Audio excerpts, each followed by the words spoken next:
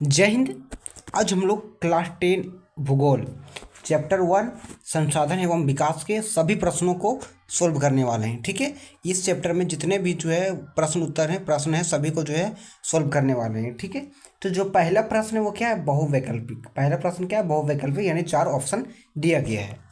ठीक है, तो पंजाब में पहला क्वेश्चन क्या है कि पंजाब में भूमि निम्नीकरण का निम्नलिखित में से मुख्य कारण क्या है। पंजाब में जो भूमि निम्नीकरण हो रहा है उसका निम्नलिखित में से कौन सा मुख्य कारण है। ए गहन खेती, बी वनोन्मूलन, सी अधिक सिंचाई, या डी अति पशुचारण। तो इसका जो उत्तर होगा हो जाएगा ऑप्शन नंबर ये वाला, वनोन्मूलन। क्या हो जाएगा, वनोन्मूलन। हाँ, का खा गा में लिखने में मिस्टेक हुआ है, तो इसमें क्या हो जाएगा, वनोन्मूलन। ठीक है, उसके बाद अगला क्वेश्चन क्या है कि निम्नलिखित में से किस प्रांत में सीढ़ीदार खेती की जाती है। निम्नलिखित में से किस प्रांत में सीढ़ीदार खेती की जाती है। 4 ऑप्शन है, पंजाब, हरियाणा, उत्तर के प्रदेश के मैदान, उत्तराखंड। तो किस प्रदेश में सीढ़ीदार खेती की जाएगी, तो कहाँ पे खेती की जाएगी, जहाँ पे ज़मीन जो है वो समतल वगैरह है नहीं। तो इसका आंसर हो जाएगा उत्तराखंड। क्या हो जाएगा, उत्तराखंड। क्या हो जाएगा, उत्तराखंड। ठीक है, आगे क्या है, इनमें से किस राज्य में काली मृदा मुख्य रूप से पाई जाती है। 4 ऑप्शन दिया गया है कि किस राज्य में काली मृदा पाई जाती है। जम्मू कश्मीर, महाराष्ट्र, राजस्थान और झारखंड।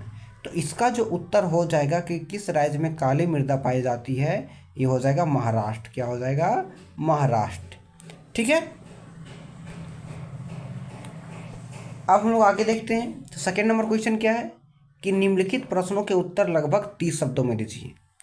ठीक है, तो क्वेश्चन क्या है कि 3 राज्यों के नाम बताएं जहां काली मृदा पाई जाती है। इस प्रकार मुख्य रूप से कौन सी फसल उगाई जाती है। ठीक है, 3 राज्यों के नाम बताना है जहां पे काली मृदा पाई जाती है, यानी काली मिट्टी, और इस पर कौन सी फसल उगाई जाती है। देखो, 3 राज्यों के नाम पहले बताएंगे तो महाराष्ट्र, मध्य प्रदेश और छत्तीसगढ़। महाराष्ट्र, मध्य प्रदेश और छत्तीसगढ़ जहाँ पे काली मृदा पाई जाती है। ठीक है, जहाँ पे काली मिट्टी पाई जाती है, और यहाँ पे कपास की खेती होती है। काली मिट्टी पर उगाई जाने वाली मुख्य फसल है, यानी कपास जो है वो काली मिट्टी पर उगाई जाने वाली मुख्य फसल है। यही क्वेश्चन में पूछा था। अगला क्वेश्चन क्या है कि पूर्वी तट के नदी डेल्टाओं पर किस प्रकार की मृदा पाई जाती है। इस प्रकार की मृदा की 3 मुख्य विशेषताएं क्या है। क्वेश्चन है कि पूर्वी तट की नदी डेल्टाओं पर किस प्रकार की मृदा पाई जाती है। इस प्रकार की मृदा की 3 मुख्य विशेषताएं कि क्या विशेषताएं हो सकती है। तो देखो, आंसर क्या होगा कि जलोढ़ मिट्टी पूर्वी तट की नदी डेल्टा में पाई जाती है। जलोढ़ मिट्टी पूर्वी तट के नदी डेल्टा में पाई जाती है।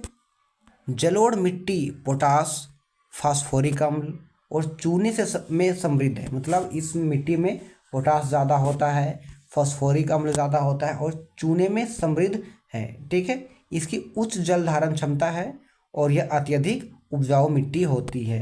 कौन सी मिट्टी, जो जलोढ़ मिट्टी होती है वो कौन सी क्या होती है, अत्यधिक उपजाऊ मिट्टी होती है।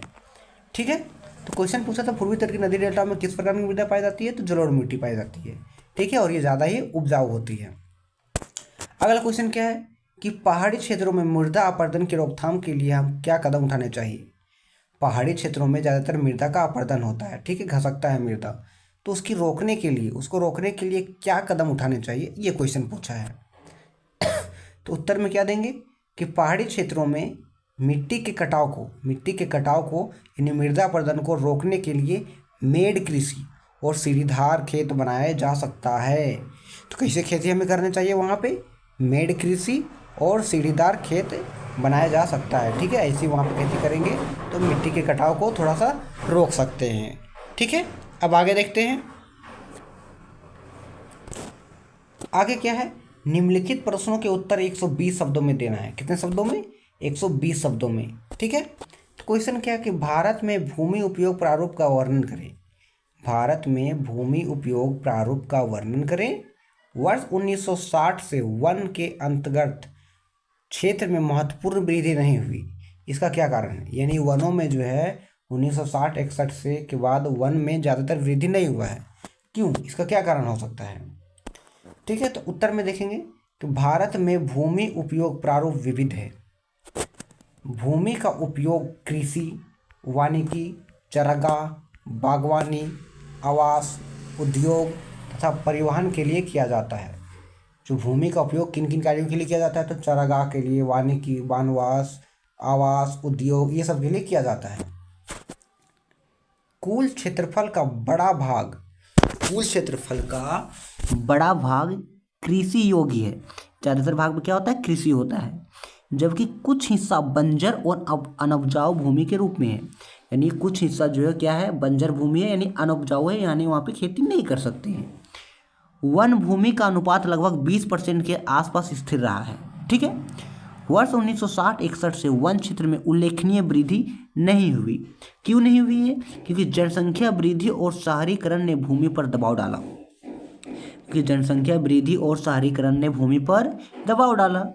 कृषि विस्तार, सड़कें, उद्योग और आवास निर्माण के लिए वनों की कटाई होती रही है, इसलिए वनों का विकास भी ज़्यादा नहीं हुआ है। वन घटते जा रहे हैं क्योंकि कृषि के लिए, सड़क के लिए, उद्योग के लिए, सड़कें के लिए सारे क्या हो रहा है, जिसके कारण पेड़ को काटा जा रहा है।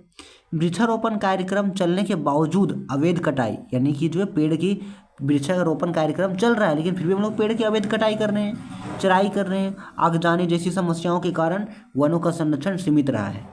यही कारण है कि पिछले दशकों वन क्षेत्र में महत्वपूर्ण वृद्धि नहीं देखी गई है। ठीक है, सड़क बनाने के लिए, फैक्ट्री बनाने के लिए सरकार जो है वो ले लेती है, कंपनियां, बड़े बड़े कंपनियां आ जाते हैं, उसकी कटाई कर देते हैं, अवैध कटाई होती है, जिसके कारण क्या होता है, वनों की वृद्धि नहीं हो रही है।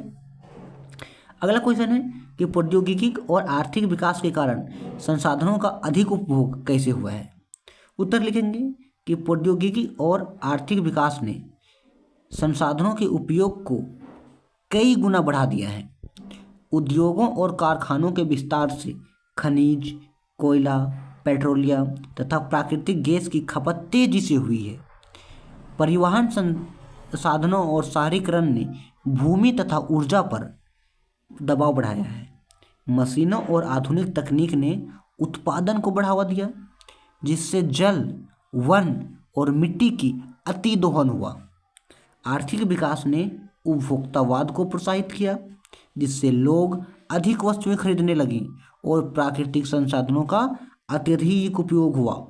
इसका परिणाम पर्यावरण प्रदूषण, जलवायु परिवर्तन तथा संसाधनों की कमी के रूप में सामने आया। ठीक है, तो ये था चैप्टर 1 के सारे क्वेश्चन आंसर को हम लोगों ने सोल्व कर लिया है। ठीक है, चैप्टर 1 के सारे क्वेश्चन आंसर को सोल्व कर लिया। चैप्टर का नाम क्या है, संसाधन एवं विकास, चैप्टर 1 है। ठीक है, इसके सारे क्वेश्चन को हम लोगों ने जो है वो सोल्व कर लिया है। ठीक है, आई होप समझ में आ गया होगा। ठीक है, अगर वीडियो अच्छा लगा हो तो वीडियो को लाइक करके चैनल को सब्सक्राइब कर देना। ठीक है, अब हम लोग मिलेंगे नेक्स्ट वीडियो में। ठीक है, धन्यवाद।